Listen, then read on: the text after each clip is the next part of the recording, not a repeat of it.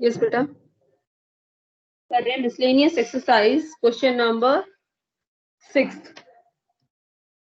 Question number 6 start करते हैं हम।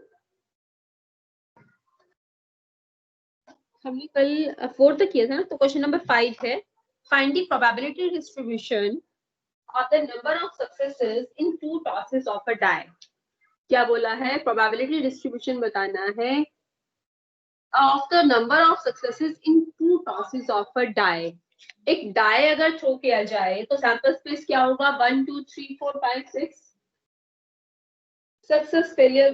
बेटा ये सिलेबस में नहीं है, सिलेबस में नहीं है।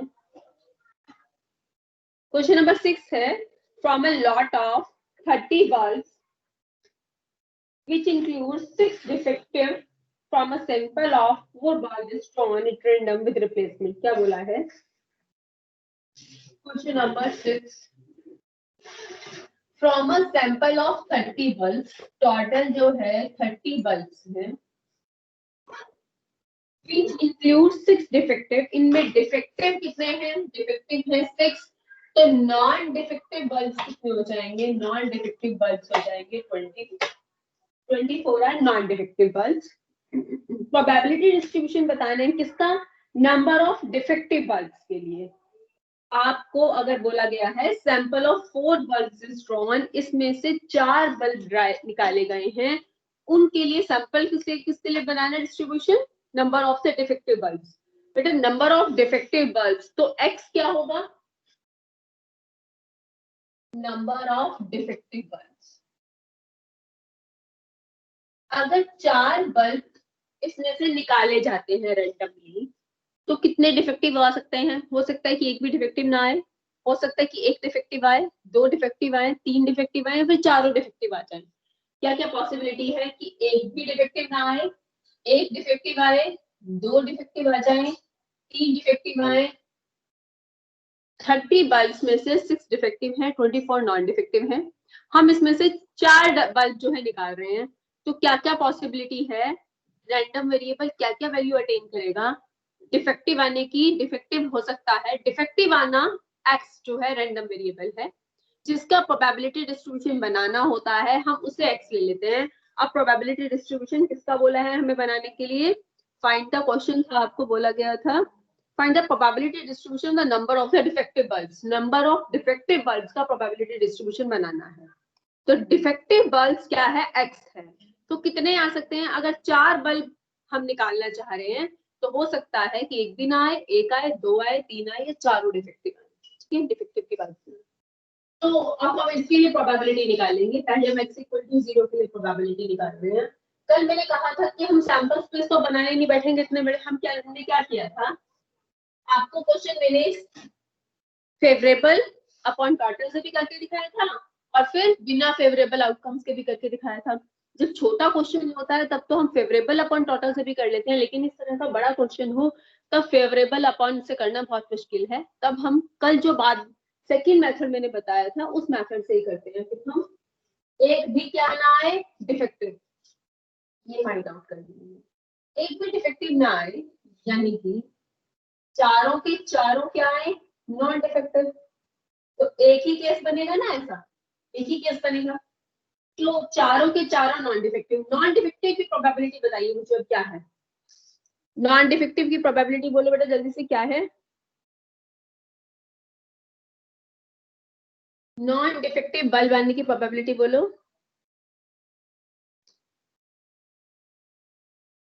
हाँ जी, नॉन डिफेक्टिव बल्ब आने की प्रोबेबिलिटी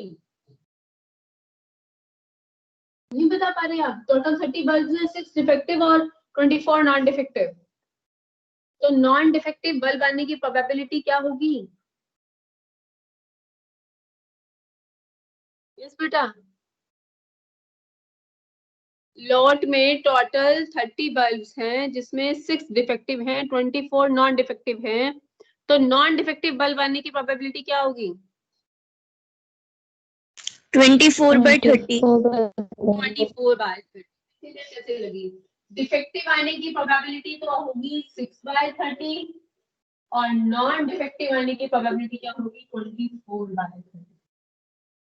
तो 1/5 0.4/5. तो 4/5 into 4/5 into 4/5 into 4/5 आ जाएगी। अगर x इक्वल टू 1 के लिए निकालना है, इसका मतलब एक आई डिफेक्टिव, इसका मतलब एक डिफेक्टिव। ऐसे कितने केस बनेंगे जिसमें एक डिफेक्टिव हो? डिफेक्टिव फर्स्ट पोजीशन पर भी हो सकता है, डिफेक्टिव सेकंड पोजीशन पर भी हो सकता है, डिफेक्टिव थर्ड पोजीशन पर भी हो सकता है, डिफेक्टिव फोर्थ पोजीशन पर भी हो सकता है। ठीक है। अब बेटा अगर आपको ये टोटल काउंट करने में प्रॉब्लम हो रही है तो आप कैसे निकाल सकते हैं टोटल? आप क्या करें, टोटल 4 बल्ब निकाले हैं ना, x इक्वल टू 1 के लिए क्या कर लो 4C1, यानी कि 4 बनेंगे ऐसे केस। तो ये लिखने की भी नीड नहीं है आपको, ये लिखने की भी नीड नहीं, बस टोटल देख लो कितने बनेंगे। 4 में बने, यहाँ पर 4 में से 0 तो 4C0, यानी कि एक ही ऐसा केस होगा। यहाँ पर 4 बनेंगे तो 4 से 4 से मल्टीप्लाई कर लो, एक ही केस लिख लो। एक क्या आना चाहिए, सिर्फ एक बल्ब होना चाहिए डिफेक्टिव, तो कहीं भी एक जगह ले लो डिफेक्टिव। ऐसे 4 केस बनेंगे जिसमें एक बल्ब एक डिफेक्टिव, बाकी नॉन डिफेक्टिव। तो प्रोबेबिलिटी कैसे निकालेंगे? डिफेक्टिव की प्रोबेबिलिटी कितनी है 1/5 और नॉन डिफेक्टिव की इसके लिए 4/5, इसके लिए 4/5, इसके लिए 4/5। x इक्वल टू 1 के लिए प्रोबेबिलिटी आ गई। अब अगर आपको x इक्वल टू 2 के लिए प्रोबेबिलिटी निकालनी है, कितने बनेंगे ऐसे? 4C2 से करके देख लो। 4C2 कैसे सॉल्व करेंगे? 4 को 2 फैक्टर्स तक बोला डिवाइडेड बाय 2, यानी कि ऐसे जो है टोटल 6 केसेस बनेंगे जिसमें 2 डिफेक्टिव होंगे, 2 डिफेक्टिव और 2 के होंगे नॉन डिफेक्टिव। 6 से मल्टीप्लाई करो, डिफेक्टिव की प्रोबेबिलिटी 1/5, डिफेक्टिव की 1/5, नॉन डिफेक्टिव की 4/5, 4/5। x इक्वल टू 2 हो गया। अब x इक्वल टू 3 के लिए, यानी कि डिफेक्टिव कितने होने चाहिए? 3 होने चाहिए। ऐसे कितने केसेस होंगे ये देखने के लिए टोटल 4 निकालने, 4 में से 3 डिफेक्टिव, 4C3। 4C3 4 को 3 फैक्टर्स तक खोला डिवाइडेड बाय 3 फैक्टोरियल। ऐसे कितने केस बनेंगे? ऐसे 4 केसेस बनेंगे। तो 4 into 3 डिफेक्टिव, तो 3 तो डिफेक्टिव के लिए, एक non defective. Probability in defective के लिए तो क्या आएगा 1/5, 1/5, 1/5, 1/5, 1/5, 1/5 और नॉन डिफेक्टिव के लिए 4/5। आगे प्रोबेबिलिटी। अब चारों ही अगर डिफेक्टिव हो, चारों ही डिफेक्टिव होना, कितने बनेंगे केसेस? 4C4। ऐसा एक ही केस होगा जिसमें 4 डिफेक्टिव होंगे। तो डिफेक्टिव डिफेक्टिव डिफेक्टिव डिफेक्टिव, चारों ही डिफेक्टिव, ऐसा एक ही केस है तो 1 से मल्टीप्लाई करना है। डिफेक्टिव की प्रोबेबिलिटी 1/5, 1/5, 1/5 और 1/5। तो डिस्ट्रीब्यूशन बना देना, यहाँ पर x और यहाँ probability of x 0, 1, 2, 3 and 4। Okay, इनके लिए प्रोबेबिलिटीज लिखते जाइए। ओके चलिए तो हम एक क्वेश्चन और कर लेते हैं बस इसका। बस फिर वैसे तो एक्चुअली इसमें मीन और वेरिएंस है, सिलेबस में नहीं है, बहुत अच्छे से प्रोबेबिलिटी डिस्ट्रीब्यूशन के लिए क्लियर नहीं है, तो मैंने 2-3 क्वेश्चन प्रोबेबिलिटी डिस्ट्रीब्यूशन के लिए बता दिए। मीन वेरिएंस पर्टिकुलरली सिलेबस में है ही नहीं, मीन और वेरिएंस। क्वेश्चन नंबर 7 है, अ कॉइन इज biased coin है, so that head is 3 times likely to occur as tail। Head का आना क्या है? हेड के आने की प्रोबेबिलिटी 3 टाइम्स है, किससे? टेल के आने से। तो हेड के आने की प्रोबेबिलिटी 3 टाइम्स है टेल के आने की प्रोबेबिलिटी से। तो मुझे बताओ हेड की प्रोबेबिलिटी क्या होगी और टेल आने की प्रोबेबिलिटी क्या होगी? जल्द से बताओ मुझे सोच के। अगर हेड आने की बायस्ड कॉइन है जिसमें कि हेड के आने की प्रोबेबिलिटी 3 टाइम्स है, किससे? टेल के आने की प्रोबेबिलिटी से। तो मुझे बताओ हेड आने की प्रोबेबिलिटी क्या होगी और टेल आने की प्रोबेबिलिटी क्या होगी? हेड आने की 3/4 और टेल आने की 1/4। Yes, good. हेड आना 3 टाइम्स है, किससे? टेल आने से। तो हेड आने की प्रोबेबिलिटी 3/टोटल और टेल आने की 1/2। हेड आने की प्रोबेबिलिटी 3/4 और टेल आने की प्रोबेबिलिटी 1/4। प्रोबेबिलिटी डिस्ट्रीब्यूशन बनाना है किसके लिए? एक कॉइन टॉस किया है, प्रोबेबिलिटी डिस्ट्रीब्यूशन बनाना है नंबर ऑफ टेल्स के लिए। प्रोबेबिलिटी डिस्ट्रीब्यूशन किसके लिए बनाना है? Number of tails. तो नंबर ऑफ पेयर्स को हम रैंडम वेरिएबल x ले लेंगे। अगर कॉइन एक बार टॉस होता है तो x क्या क्या वैल्यू अटेन करेगा? Number of tails. A coin is passed if the coin is tossed twice है बेटा, coin is tossed twice, coin को दो बार टॉस किया है, तो मुझे बताओ नंबर ऑफ टेल्स में x क्या क्या वैल्यू अटेन करेगा? 0, 1 और 2। Yes good. हो सकता है कि एक भी नंबर ऑफ टेल्स के लिए बनाना है, एक भी बार टेल आए, एक बार टेल आए और दोनों बार टेल आ जाए, ठीक है, ट्वाइस जो है टॉस किया गया है, बस अब बिल्कुल simple. Yes, probability for x equal to 0 find out करना है हमें। तो probability of x equal to 0 के लिए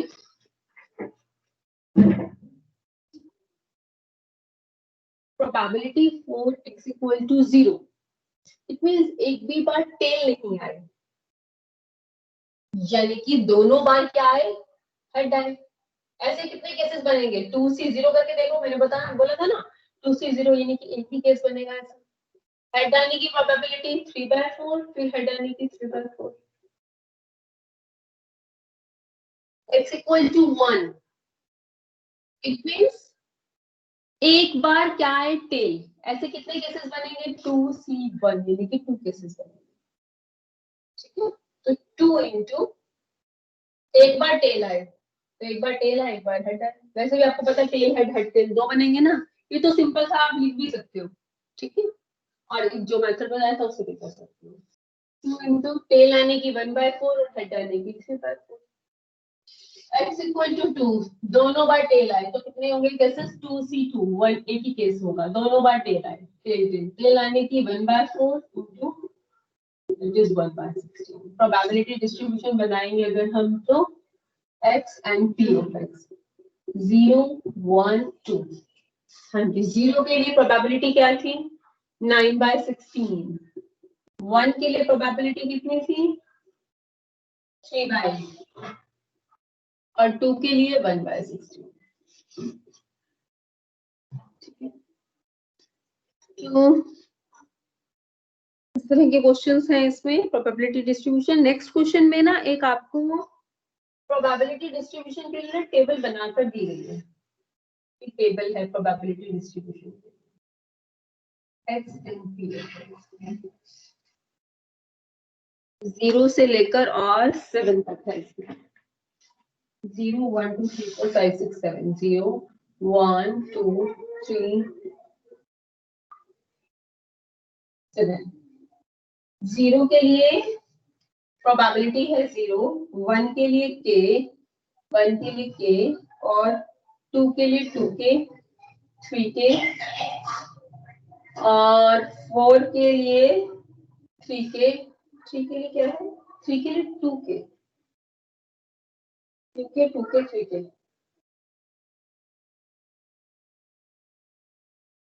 5 के लिए k स्क्वायर, 6 के लिए 2k स्क्वायर और 7 के लिए 7k स्क्वायर प्लस k।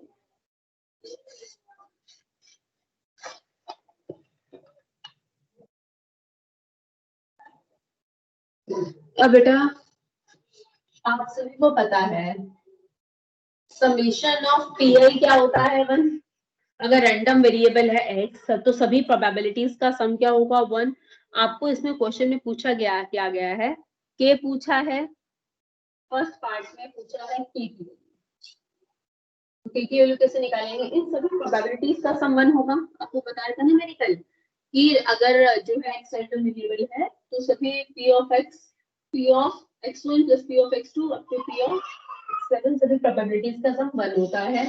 तो इन सबको 1 के इक्वल लिख लो, 0 plus k plus 2k plus 3k plus 2k plus 3k plus k square plus 2k square plus 7k square plus k is equal to 1। इन सभी probabilities का सम क्या है? 1। तो सॉल्व करके आपके पास क्या आ जाएगा? ये 7 plus 2 9 plus 1 10k square, k square के बाद k वाली terms 9k minus 1 equal to 0।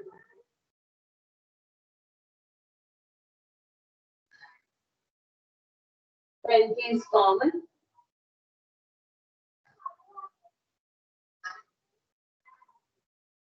Ten k equal to 1, k equal to 1/10 और k equal to -1.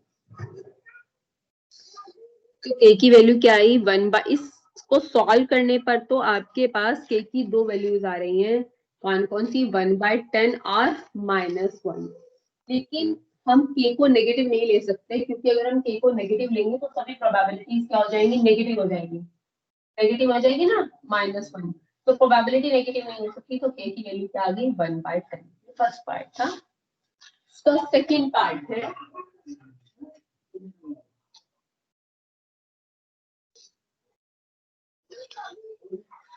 Second part है आपको फाइंड आउट करना है प्रोबेबिलिटी ऑफ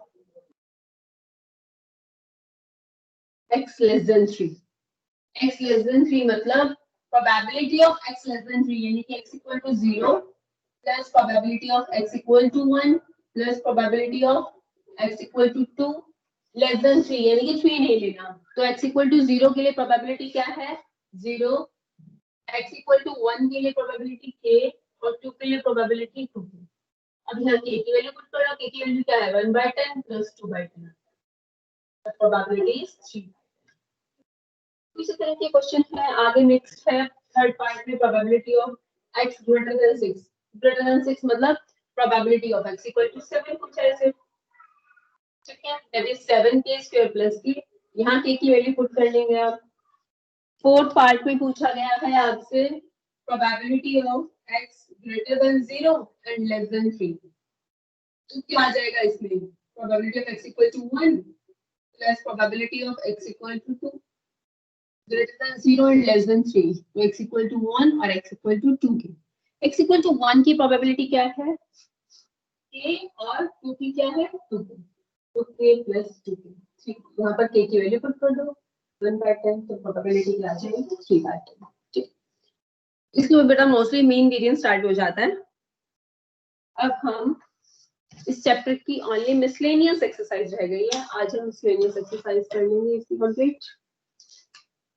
तो आज प्रोबेबिलिटी कंप्लीट हो जाएगा. इसके बाद बस एक ही चैप्टर बचेगा, chapter number first relation and function, जो हम कल स्टार्ट करेंगे. आज हम मिसलेनियस एक्सरसाइज कंप्लीट करते हैं. बाइनोमियल सिलेबस में नहीं है तो miscellaneous exercise.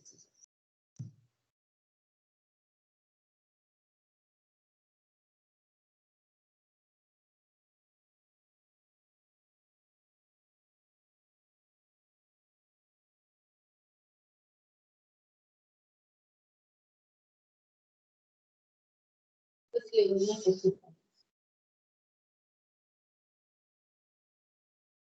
Question number first है, if A and B are two events such that A और B events इस तरह से है कि probability of A जो है not equal to 0 है.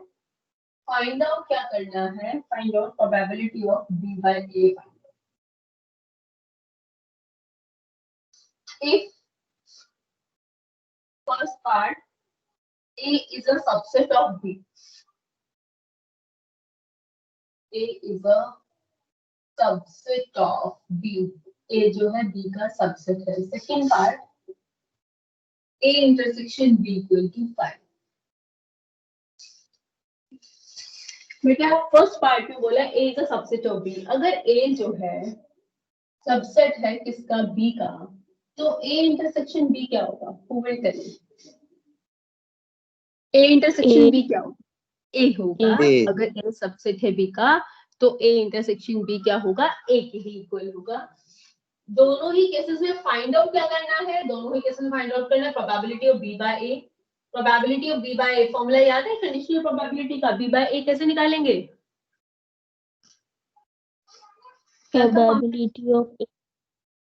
probability of A intersection B by probability of A. Yes, good. Probability of B intersection A divided by probability of. ठीक है, A intersection B लिखो या B intersection A लिखो, एक ही बात है क्योंकि commutative hold, commutative law hold होगा. A intersection B और B intersection A इक्वल होते हैं. अब B intersection A के इक्वल है, A के इक्वल है. Probability of A divided by probability of A. तो प्रोबेबिलिटी ऑफ बी बाय ए किसके इक्वल आया, 1 के इक्वल आया। ठीक है, सेकेंड पार्ट में अगर हम फाइंड आउट करें probability of B by A, formula तो सेम रहेगा कंडीशनल का, B intersection A divided by probability of A. B intersection A, इसमें आपको 5 गिवन है, प्रोबेबिलिटी ऑफ 5 यानी कि 0 बाय पी ऑफ ए, तो प्रोबेबिलिटी ऑफ बी बाय ए क्या आ गया यहाँ से, प्रोबेबिलिटी ऑफ बी बाय ए यहाँ से आ गया 0। क्वेश्चन नंबर सेकंड है कंडीशनल प्रोबेबिलिटी का। अ कपल हैज 2 चिल्ड्रन, उस कपल के 2 चिल्ड्रन हैं।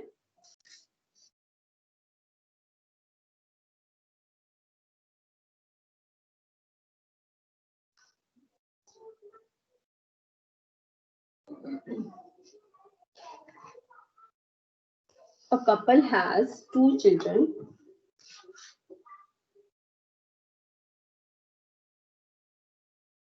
Find the probability that both children are male. क्या किसकी probability बतानी है, that both the children are male, दोनों children के male होने की आपको probability find out करनी है। तो A event मैंने क्या कह दिया, both children are male, both children are male। ठीक है, probability बतानी है आपको that both the children are male, it is given that, it is known that, it is known that कह दिया, तो इसके बाद given condition है, जो condition given होती है आपको, it is known that at least one of the children is male। given condition क्या है, at least one of, इसे मैंने B कह दिया, इस known, ये known that condition है, known that means given that condition, जो given होती है condition, ये given condition है, क्या है, इसकी तो प्रोबेबिलिटी निकालनी है। ठीक है, बोथ चिल्ड्रन मेल होने की तो प्रोबेबिलिटी निकालनी है जब बी गिवन है, यानी कि probability of A by B find. ये बात सबको क्लियर है कि बी बाय ए नहीं निकालना, ए बाय बी निकालना है, क्योंकि क्या बोला गया क्वेश्चन में, find the probability that both the children are male, given that B है, क्या है given that at least one of the children is male, at least one of the children is male। पहले सैंपल स्पेस क्या होगा, अगर उस couple के 2 children हैं तो सैंपल स्पेस क्या हो सकता है, क्या क्या हो सकता है कि दोनों ही क्या हो, बॉय हो, क्योंकि यंगर वन बॉय और एल्डर वन, पहले वाला एल्डर होगा ना, तो Elder one is boy, younger one is boy. ठीक है, फिर पहला बॉय और दूसरी गर्ल, पहली गर्ल और दूसरा बॉय, या फिर दोनों ही क्या हो सकती हैं, गर्ल्स, दूसरी पॉसिबिलिटी है, पहला बॉय दूसरा भी बॉय, पहला बॉय दूसरी गर्ल, पहली गर्ल दूसरा बॉय, या फिर दोनों ही गर्ल्स, ये जो है पॉसिबिलिटी है। तो बताना क्या है आपको, probability of A by B, probability of A by B, देखो बेटा क्या होगा फॉर्मूला, आपको पता है कंडीशनल प्रोबेबिलिटी का फॉर्मूला क्या होता है, probability of A intersection B divided by probability of B. अब ए इवेंट लिख लो और बी इवेंट लिख लो। ए क्या होगा, इवेंट ए क्या होगा, बोथ आर मेल, दोनों मेल होना, तो B1 B2, ठीक है, दोनों मेल होना। और बी क्या है, at least one of the children, कम से कम एक मेल हो, तो ये दोनों आ जाएंगे, पहला बॉय तो दूसरी गर्ल, पहला गर्ल तो दूसरा बॉय। अब ए इंटरसेक्शन बी क्या आ गया, ए इंटरसेक्शन बी 5 है इसमें, एटलीस्ट, अब बेटा एटलीस्ट में B1 B2 भी आएगा, कम से कम एक बॉय है, तो 2 बॉय भी हो सकते हैं ना, इसमें दोनों बॉय वाला भी आएगा ना। इंटरसेक्शन क्या हो जाएगी इनकी, B1 B2। तो probability of A intersection B क्या आ जाएगा, कितने आउटकम है, 1 और टोटल 4, और प्रोबेबिलिटी ऑफ बी कितना आ जाएगा, कितने आउटकम है इसमें, 3, तो प्रोबेबिलिटी क्या हो जाएगी 3/4। तो probability of A intersection B is 1/4 and probability of B is 3/4। तो क्या आगे, probability of A by B is 1/3। Second part क्या है इसका, find the probability that both children are female, दोनों के फीमेल होने की प्रोबेबिलिटी बतानी है। If it is known that elder child is female, अगर एल्डर वन फीमेल है तो दोनों के फीमेल होने की प्रोबेबिलिटी बतानी है आपको। तो अब क्या है, ए क्या बोला है आपको, प्रोबेबिलिटी बतानी है both children are female, both children are female, दोनों चिल्ड्रन की फीमेल होंगी। गिवन दैट कंडीशन क्या है, elder child is female, at least one नहीं, एल्डर चाइल्ड इज फीमेल।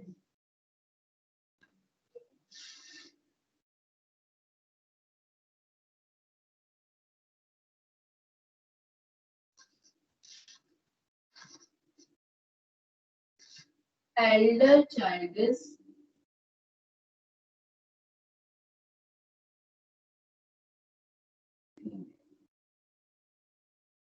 एक क्या है, both children are male, दोनों के दोनों फीमेल, दोनों फीमेल की G1 G2 probability. Given that condition क्या है, एल्डर वन इज फीमेल, यानी कि जो पहले वाला बच्चा है वो फीमेल होना चाहिए, तो ये दोनों आ जाएंगे, पहले वाला बच्चा फीमेल ना, एल्डर वन इज फीमेल तो पहले वाला बच्चा फीमेल, तो G1 B2 और G1 G2 ये दो आ जाएंगे। इंटरसेक्शन में क्या आ जाएगा, G1 G2, तो प्रोबेबिलिटी ऑफ इंटर 1/4 और प्रोबेबिलिटी ऑफ बी कितना आ जाएगा, 2/4। A intersection B is 2/4 and probability of B is 1/4.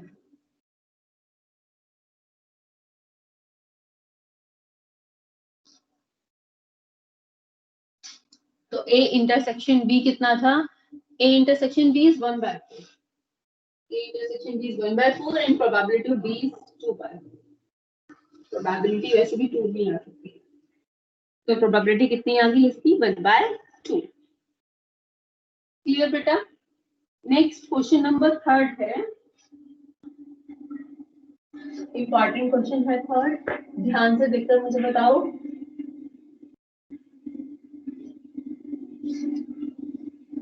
ये किसका क्वेश्चन है, क्वेश्चन नंबर 3 ध्यान से सुनो।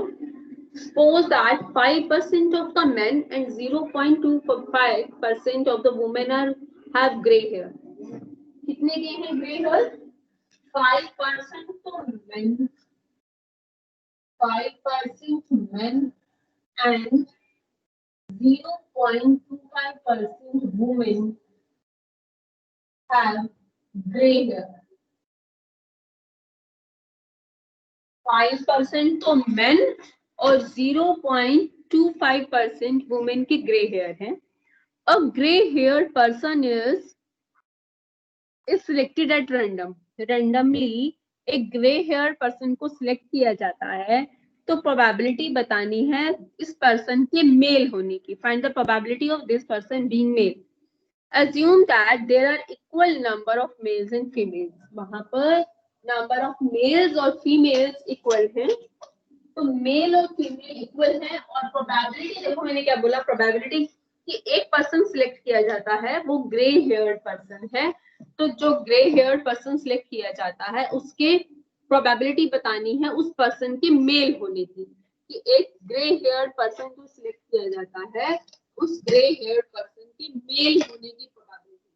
हाँ जी, कौन सा टॉपिक का क्वेश्चन है ये, कौन से टॉपिक का क्वेश्चन है ये, क्वेश्चन समझ में आ गया, मैं एक बार रिपीट करूं। इतने परसेंट मेन और इतने परसेंट वुमेन जो है ग्रे हेयर्ड है। A person is selected at random, a person is selected at random and it is notice that he और शी जो भी है इज ग्रे हेयर्ड, कि वो ग्रे हेयर्ड पर्सन है, जिसे सिलेक्ट किया वो ग्रे हेयर्ड पर्सन है। अब प्रोबेबिलिटी बतानी है उस पर्सन के क्या होने की, मेल या फीमेल, क्या बोला था, find the probability, what is the probability of this person being male, probability of this person being male, this person being male, इस पर्सन के मेल होने की प्रोबेबिलिटी। हाँ जी, कौन सा टॉपिक का क्वेश्चन है ये, बेस थ्योरम। बेस का, यस गुड। किसका क्वेश्चन है ये? कंडीशनल नहीं है, ये क्या है? बेस का क्वेश्चन है कि आपको कह दिया 0.5% तो मेन और 0.25% वुमेन ग्रे हेयर्ड हैं। पर्सन को सिलेक्ट किया तो वो ग्रे हेयर्ड है, तो उस पर्सन की मेल होने की, तो हम E1 E2 किससे लेंगे? जिसकी प्रोबेबिलिटी निकालनी होती है उन्हें क्या लेते हैं? वहीं से क्या आती है? E1 E2, यानी कि मेल होना और दूसरा फीमेल होना। मेल होना और फीमेल होना क्या है? E1 E2। बोला है कि मेल और फीमेल इक्वल नंबर है, तो जो मेल की प्रोबेबिलिटी होगी वही फीमेल की होगी, और टोटल क्या होती है? 1। तो दोनों की प्रोबेबिलिटी क्या हो जाएगी? 1/2।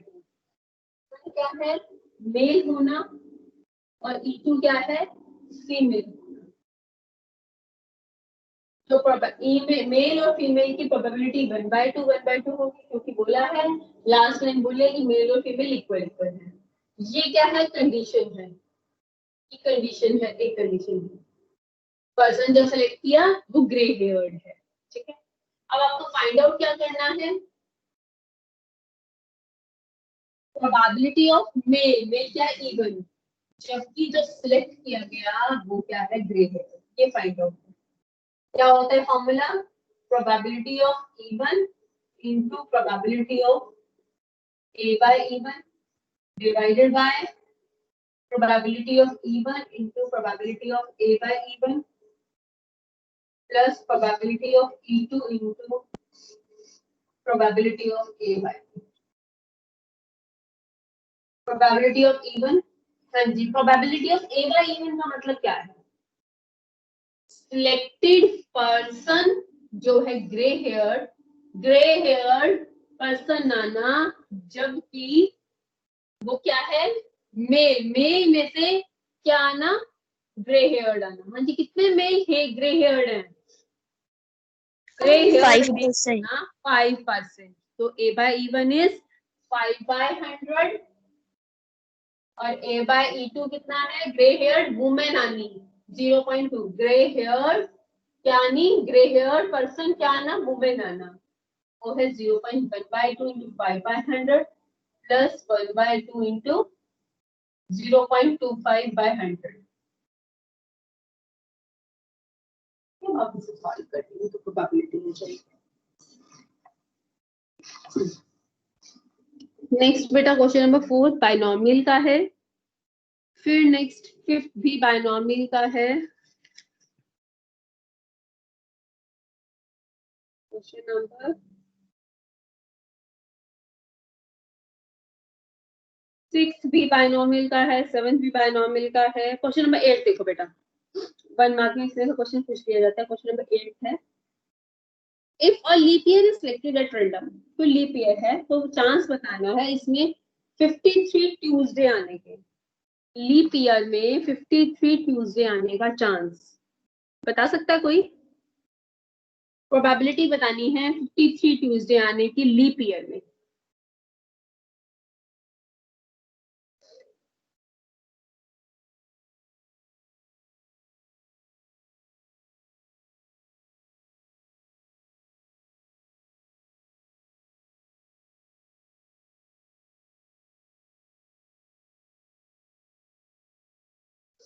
लीप ईयर में कितने डेज होते हैं?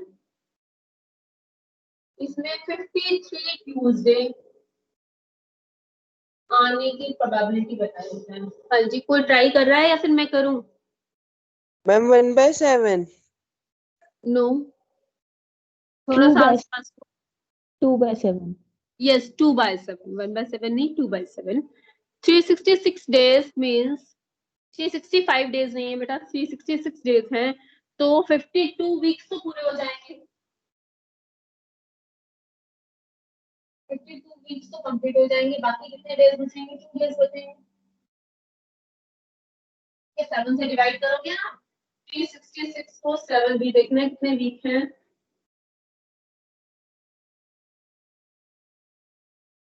तो 52 वीक्स तो कंप्लीट आ गए। 52 वीक और 2 क्या है? डेज हैं।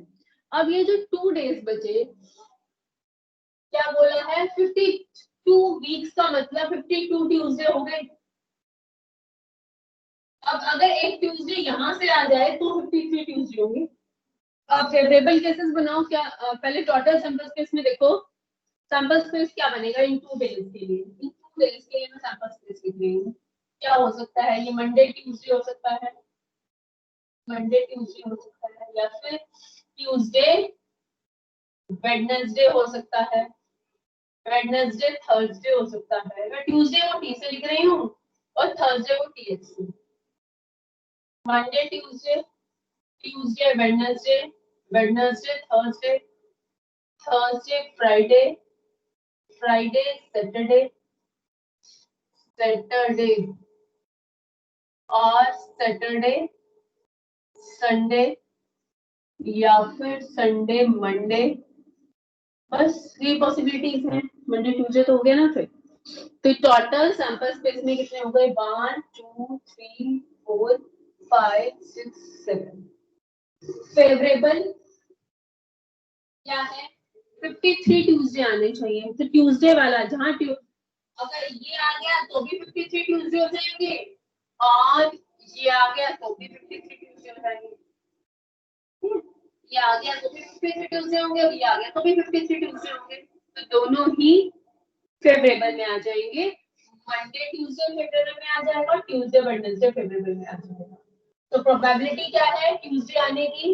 Probability of getting Tuesday, Tuesday आने की प्रोबेबिलिटी क्या होगी? फेवरेबल टू और टोटल आउटकम्स। तो ये क्या है? 52 तो थी, एक और ट्यूसडे आना तो 53 ट्यूसडे हो जाएंगे। प्रोबेबिलिटी कितनी होगी? 2/7। अगर ये नॉन लीप ईयर दिया होता तब प्रोबेबिलिटी क्या होती बेटा?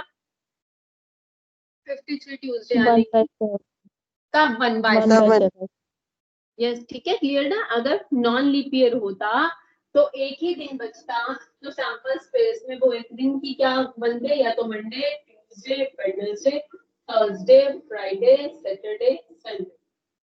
ठीक है, सैंपल स्पेस में टोटल 7 होते, लेकिन फेवरेबल क्या है? सिर्फ एक होता। तो प्रोबेबिलिटी 1/7 हो जाएगा। हाँ, इसके बाद नेक्स्ट बायनॉमियल, उसे नेक्स्ट भी बायनॉमियल से सभी बायनॉमियल की ही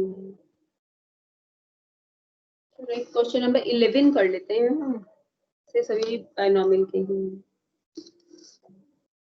क्वेश्चन नंबर जो है 12 बायनॉमियल नहीं है, ये जो है बेस का है। 12 और 13 बेटा बेस का है। क्वेश्चन नंबर 12 13 15 जो है कंडीशनल प्रोबेबिलिटी का है।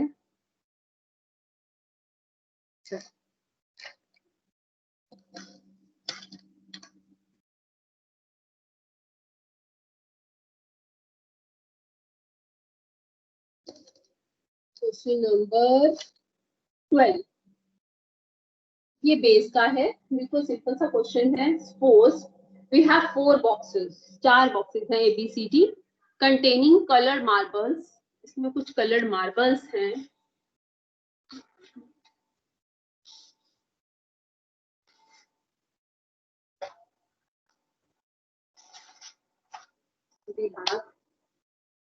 क्वेश्चन नंबर 12 में क्या बोला है कि 4 बॉक्सेस हैं ABC, 4 बॉक्सेस हैं, इनमें कुछ कलर्ड मार्बल्स हैं red white black, red white and black.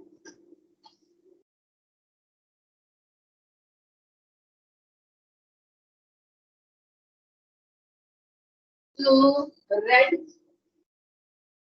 A box में रेड 1 है, वाइट 6 है और ब्लैक है 3। बी बॉक्स में 6 रेड है, 2 वाइट है और 2 क्या है? ब्लैक। सी बॉक्स में 8 रेड है, 1 जो है वाइट है और 1 है ब्लैक। डी में 0 रेड, 6 वाइट एंड 4 क्या है? Black. One of the box has been selected at random. Randomly एक बॉक्स सिलेक्ट किया है and a single marble is drawn. उसमें से कोई एक बॉक्स सिलेक्ट करके उसमें से एक सिंगल मार्बल निकाला गया है। If the marble is red, condition क्या है? जो कंडीशन दी होती है उसे हम A से डिनोट कर लेते हैं। क्या है condition? That the selected marble is red. Selected marble red colour का है। प्रोबेबिलिटी बतानी है that it was drawn from the box A, B, C. तीनों से आने की प्रोबेबिलिटी बतानी है. सिलेक्टेड मार्बल के बॉक्स ए से आने की, बॉक्स बी से आने की और बॉक्स सी से.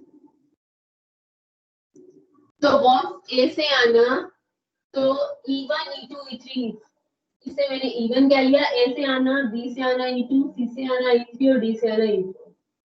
तो प्रोबेबिलिटी ऑफ E1 बाय ए, यहाँ पर E2 बाय ए निकालना है, यहाँ पर E3 बाय ए. तो कोई एक निकाल देती हूँ. Probability of E1 by A find out करना है. कैसे फाइंड आउट करेंगे? क्या होगा फॉर्मूला यहाँ पर? Probability of E1 by A that is equal to probability of E1 into probability of A by E1 divided by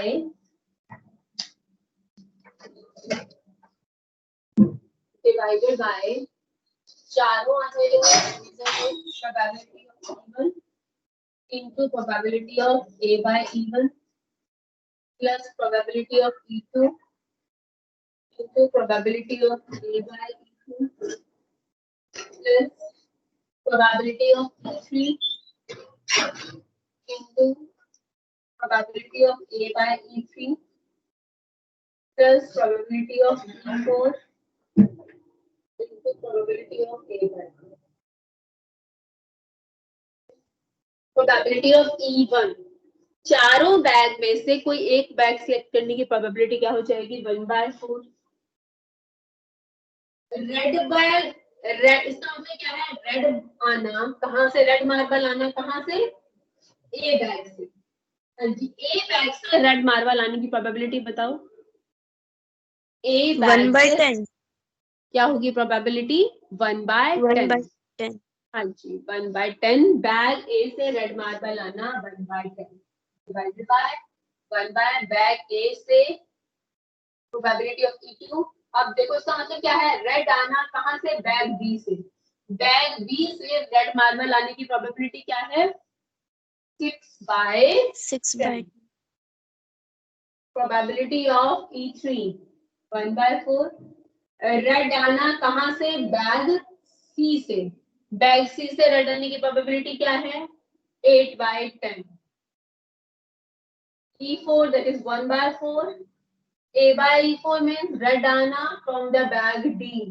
bag D से red आना, बैग D से रेड कितने हैं? 0. तो 0/10. तो सॉल्व कर लेंगे. इसी तरह आप E2 by B या E3 by A, E2 by A और E3 by A भी फाइंड आउट कर सकते हैं. ठीक है. नेक्स्ट क्वेश्चन नंबर 13 है. अज्यूम दैट, क्वेश्चन नंबर 13 कर रहे हैं बेटा. 13 है. Assume that the chances of a patient having a heart attack is 40%. क्या बोला है? किसी पेशेंट को हार्ट अटैक आने की प्रोबेबिलिटी कितनी है? 40%. It is also assumed that the meditation and yoga courses, जो मेडिटेशन और योगा कोर्सेज है ना, वो हार्ट अटैक का रिस्क ना कम कर देते हैं. कितना? मेडिटेशन तो 30% कम कर देता है और योगा 25% कम कर देता है हार्ट अटैक आने का risk. At a time a patient can choose any one of the two option with equal probability. वो योगा और मेडिटेशन दोनों को सिलेक्ट कर सकता है इक्वल प्रोबेबिलिटी से. यानी कि मेडिटेशन सिलेक्ट करना या फिर योगा सिलेक्ट करने की प्रोबेबिलिटी कितनी है? दोनों के सेम बराबर है. बराबर है तो 1/2 1/2 क्योंकि समान होना चाहिए. उसके योगा और मेडिटेशन सिलेक्ट करने की प्रोबेबिलिटी क्या है? हाफ ऑफ है. ये हमने अपने आप लिखा है क्योंकि उससे कहा इक्वल है. इक्वल है तो मतलब हाफ ऑफ होगी क्योंकि दो ही है और समान होना चाहिए. It is given that after going through one of the two option, कह रहा पर्सन जो है दोनों में से कोई एक ऑप्शन जरूर सिलेक्ट कर रहा है, या तो योगा या फिर मेडिटेशन. नहीं सॉरी मैंने कहा मेडिटेशन, योगा और ड्रग्स. दो जो बातें हैं वो क्या है? मेडिटेशन एंड योगा एक में ही आ रहा है बेटा. मेडिटेशन एंड योगा जो 30% कम करता है, and prescription of the certain drug, और जो ड्रग्स दी जाती है वो 25% कम कर देती है. ठीक है. तो मेडिटेशन या योगा सिलेक्ट करना या फिर वो ड्रग सिलेक्ट करना, जो प्रिस्क्रिप्शन है वो ड्रग सिलेक्ट करना ये दो और बातें हैं और दोनों जो है प्रोबेबिलिटी दोनों को सिलेक्ट करने की, मेडिटेशन योगा सिलेक्ट करने की या फिर वो ड्रग पर जाने की प्रोबेबिलिटी क्या है, इक्वल इक्वल है। जो पर्सन है it is given that after going through one of the two option, दोनों में से एक ऑप्शन जरूर ले रहा है, या तो मेडिटेशन योगा या फिर दूसरा ऑप्शन क्या है, drugs. Of the two option the patient selected eight run suffers, लेकिन उसे क्या है, कंडीशन क्या दी जाती है, सिलेक्ट करने के बाद भी, दोनों में से एक सिलेक्ट करने के बाद भी, it is given that after going through one of the two option the patient selected at random suffers a heart attack, फिर भी उसे हार्ट अटैक आता है। कंडीशन है ये, अभी कंडीशन क्या है कि दोनों में से एक सिलेक्ट किया फिर भी उसे हार्ट अटैक आता है। प्रोबेबिलिटी किसकी बतानी है, patient followed a course of meditation yoga, कि वो मेडिटेशन एंड योगा सिलेक्ट किया है, इसकी प्रोबेबिलिटी पता चल रहा है, सीधा सीधा बेस का क्वेश्चन है, मेडिटेशन एंड योगा सिलेक्ट करने की प्रोबेबिलिटी बतानी है, तो इसको E1 ले लेंगे और ड्रग्स पर जाने की E2 ले लेंगे, दोनों की प्रोबेबिलिटीज कितनी है, हाफ हाफ है। और कंडीशन आपको क्या गिवन थी, इट इज गिवन दैट के बाद कंडीशन होती है after going through one of the two options, कि दोनों में से एक ऑप्शन पर तो वो जरूर जा रहा है और फिर भी उसे क्या आ रहा है, हार्ट अटैक आ रहा है। तो ए क्या है, ए कंडीशन क्या है, ए कंडीशन है event of having a heart attack. A condition क्या है इसमें, हैविंग हार्ट अटैक। तो प्रोबेबिलिटी बतानी है हमें कि उसने मेडिटेशन या योगा लिया है, तो मेडिटेशन और योगा को तो मैंने इवन कह दिया, मेडिटेशन या फिर योगा इवन है, और ड्रग्स के लिए इक्वल, दोनों की प्रोबेबिलिटी बोला है उसने हाफ हाफ है, इक्वल बोला है उसने, इक्वल है तो हाफ हाफ होगी, क्योंकि समान होना चाहिए। ठीक है, कंडीशन क्या है, पेशेंट हैविंग हार्ट अटैक, दोनों में से एक सेट करने पर भी उसे हार्ट अटैक आ रहा है, हैविंग हार्ट अटैक।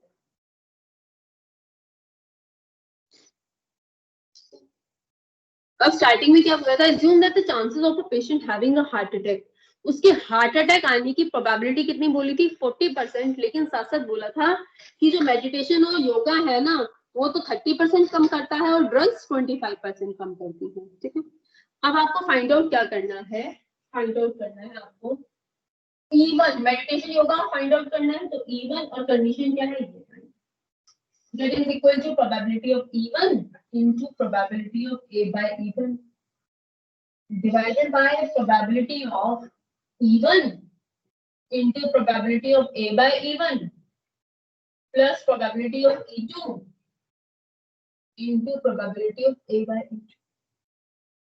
अब आपको स्टेटमेंट से पता चलेगा A by E1 का मतलब हार्ट अटैक आना, ये ना A क्या हार्ट अटैक आना, जब उसने क्या सिलेक्ट किया हुआ है, मेडिटेशन या योगा।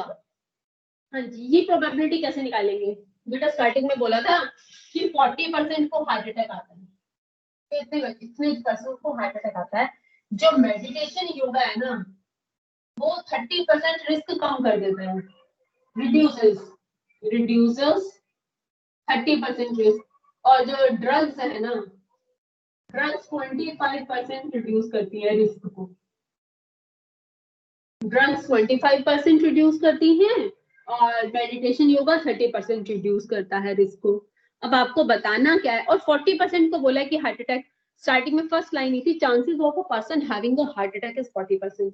अब आपको क्या फाइंड आउट करना है, हार्ट अटैक आना अगर उसने मेडिटेशन और योगा किया है, तो बता सकता है मुझे प्रोबेबिलिटी क्या होगी, 40% को आता है हार्ट अटैक, मेडिटेशन और योगा 30% कम कर देते हैं, तो हार्ट अटैक आना जब उसने मेडिटेशन या योगा सिलेक्ट किया है, सोच सकते हो।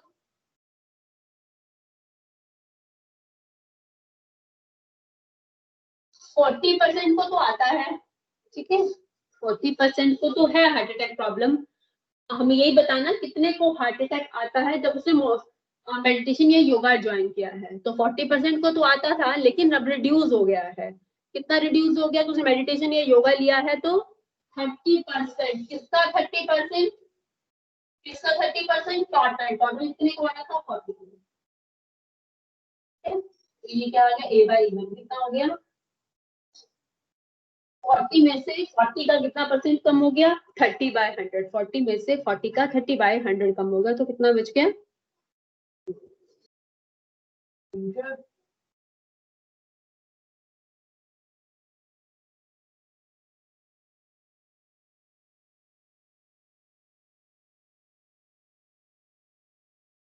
यानी कि 28%, ठीक है।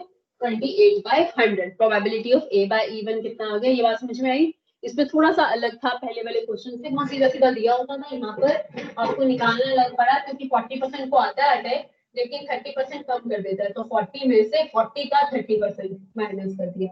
इसी तरह probability of A by E2 अगर आपको फाइंड आउट करना है तो 40% को तो आता है और ड्रग्स कितना कम कर देती है 25%, तो 25% ऑफ 40 कम हो गया 40%, तो कितना हो जाएगा ये, और तो कितना आ गया 30%, तो ये कितना आ गया आपके पास 30%। तो बस पुट कर रहे हैं 1/2 into A by E1 is 28% divided by 1/2 into 28/100 plus 1/2 into 30/100। इसे सॉल्व कर लेंगे तो E1 by A आ जाएगा आपके पास। ठीक है बेटा, यहीं पर हम खत्म करते हैं, चैप्टर कंप्लीट हो जाता है। क्वेश्चन नंबर 15 कंडीशनल का है, आप कर लेना, और 16 जो है आपके पास टोटल जो है प्रोबेबिलिटी का है। 16 क्वेश्चन कर लेना, तो थोड़ा सा एक्सरसाइज का क्वेश्चन थोड़ा सा उस जैसा है, probability that the transferred ball is black. एक बार ना इससे क्लियर हो जाएगा आपको कि टोटल प्रोबेबिलिटी क्या होती है और बेस क्या होती है। मैं 16 रीड करती हूँ। एक बैग है, उसमें 3 रेड बॉल है और 4 क्या है ब्लैक।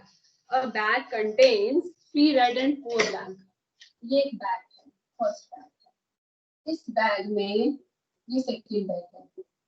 फर्स्ट बैग में तो क्या बोला है, कितनी रेड है, 3 red and 4 black. First bag में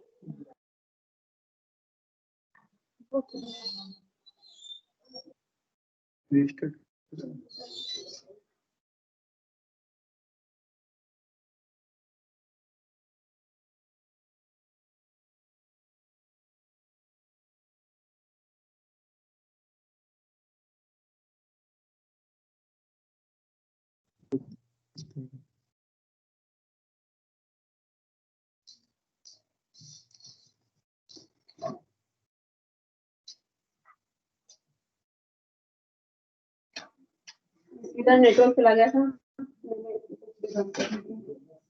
हाँ जी, बैग 1 में 3 रेड और 4 ब्लैक थी और बैग 2 में 4 red and 5। One ball is transferred from the bag 1 to the second. एक बॉल बैग 1 से निकाल के बैग 2 में डाल दी गई। Then a ball is drawn, फिर बॉल को सेकंड बैग से निकाला। That ball is found to be of red colour. ठीक है, अब अगर जो सेकंड बॉल निकाली ना, प्रोबेबिलिटी बतानी है ट्रांसफर्ड बॉल क्या होने की, ब्लैक होने की। ट्रांसफर्ड बॉल ब्लैक होने की प्रोबेबिलिटी, अगर वो कहता कि जो ट्रांसफर्ड बॉल है ना उसके बैग 1 से या बैग 2 से आने की प्रोबेबिलिटी पूछता ना वो, तो बेटा ये बेस का क्वेश्चन होता। ठीक है, तो ये वो क्या है, तो आपको क्या बोला है कि कहाँ से निकालने की प्रोबेबिलिटी बतानी है आपको, उस बॉल के ब्लैक होने की प्रोबेबिलिटी। टाइम लग जाएगा। चलो हम एक ही क्वेश्चन हम जो है कल की क्लास में डिस्कस करके और उसके बाद फिर हम स्टार्ट कर देंगे चैप्टर फर्स्ट। ठीक है, यू मे लीव नाउ। एक ही क्वेश्चन हम कल की क्लास में डिस्कस करेंगे और फिर हम स्टार्ट कर देंगे चैप्टर फर्स्ट।